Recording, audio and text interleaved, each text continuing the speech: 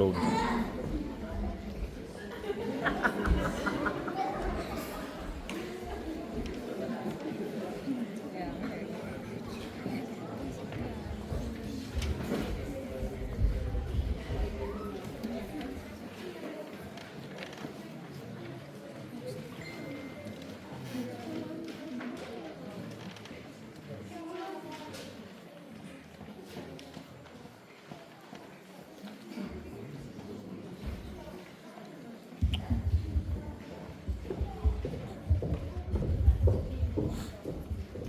Tere, armsad pealtvaatajad!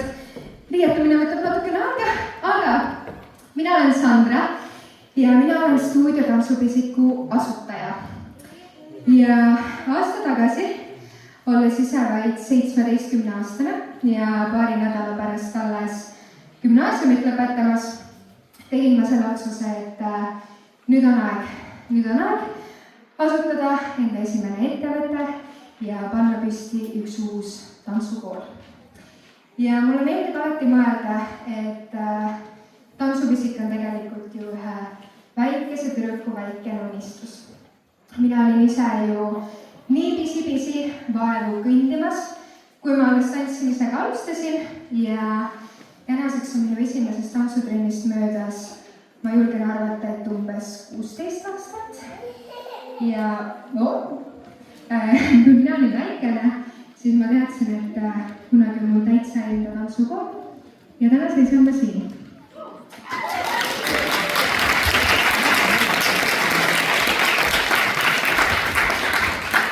Ma ei saa öelda, et see teekond on olnud kerge. Väga kaugelt sellest, aga samas ma usun, et ma räägin hetkel kõikide tantsupisiku treenerite eest. Lastega töötamine on nii südantsoojendav töö. Ma olen alati öelnud, et lastega töötamine on midagi täiesti teistsugust, sest et meie kui treenerid anname tegelikult iga trenn lastele justkui tükikese iseendast kaasa. Ja lisaks tantsuharidusele jagame me tegelikult ju natukene elutarkust, viisakusreegleid, kombeid ja absoluutselt ka nõu ja abi, kui kool on viskunud üle pea või sõpradega suhted läinud natukene keeruliseks. Aga asja võlu on tegelikult selles, et kõik see töö ja vaev saab laste poolt 100% tasutud. Alustades sellest, kui kellelgi tuleb mingisugune uus oskus välja, lõpetades sellega, kuidas meil on iga trenni lõppama trenn lõpugrupikalli ja lapsed ei taha seda kuidagi üldse lahti lasta. Ja minul endal on ikka veel alles absoluutselt kõik pildid, mis lapsed on minust või mulle joonistanud, kõik kaardid, kõik sünnipäevakingid, mis mul on tehtud ja vahvad pildid ja videod, mis lapsed on kas kokku pannud või ise teinud.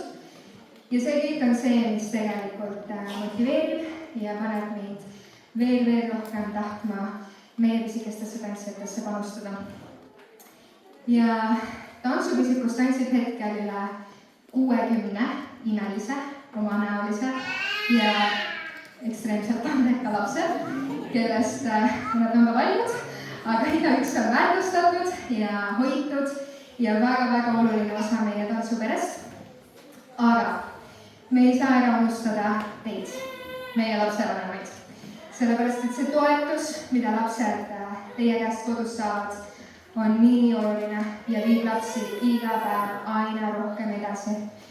See annab neile julgust astuda oma mugavustsoonist välja ja võimaluse õppida ja areneda ja tegutseda. Täna aga astuvad teie ette kõik meie tantsupisikurühmad, kusjuures mõni lausa mitme etteastega. Lisaks tantsule saame täna kuulda ka natukene laulu, natukene pillimängu ja seda kõike meie enda laste poolt.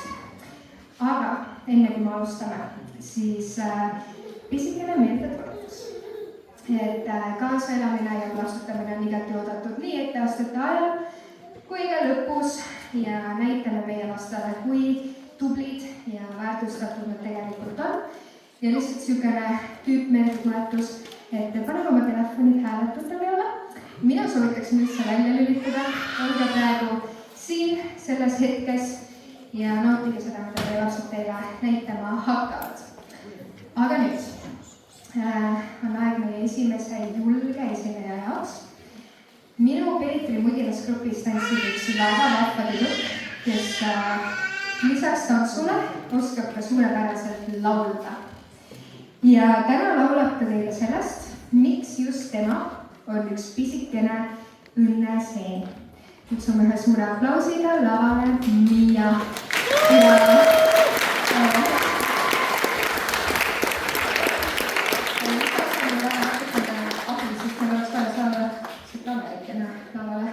Kas siis see tuleb mul appi?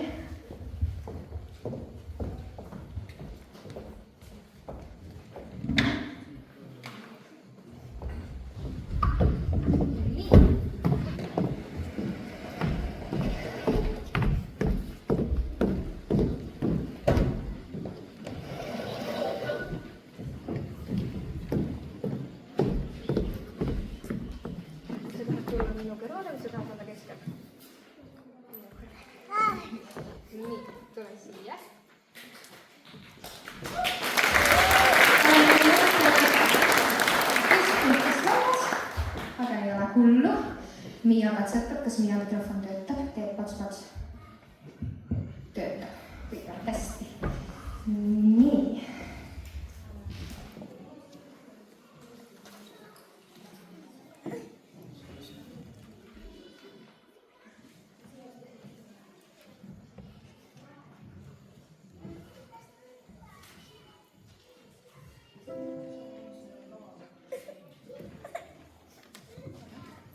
Kas te teate, olen küll üks õnneseen ma, et miks või kohe teile selgeks teen ma. Oma ilma ükski lill ei ole näinud, üle liidu käsikäes nad pole käinud, üle liidu käsikäes.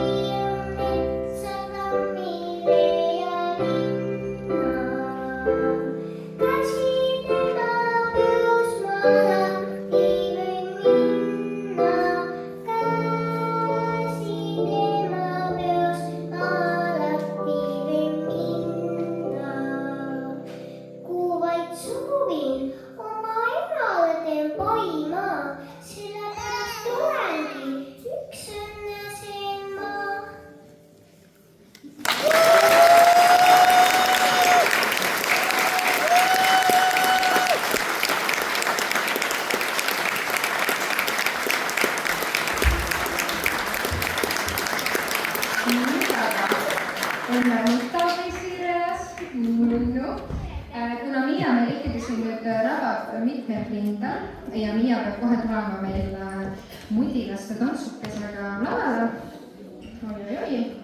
siis anname talle hetkekese aega, et ta jõuaks endale jalga tõmmata kummikud. Sellepärast, et aeg on meie mudilaste koritantsuks. Oleme kannatlikud, isikestel võtab natukene aega, aga kohe on ka nemad teie ees.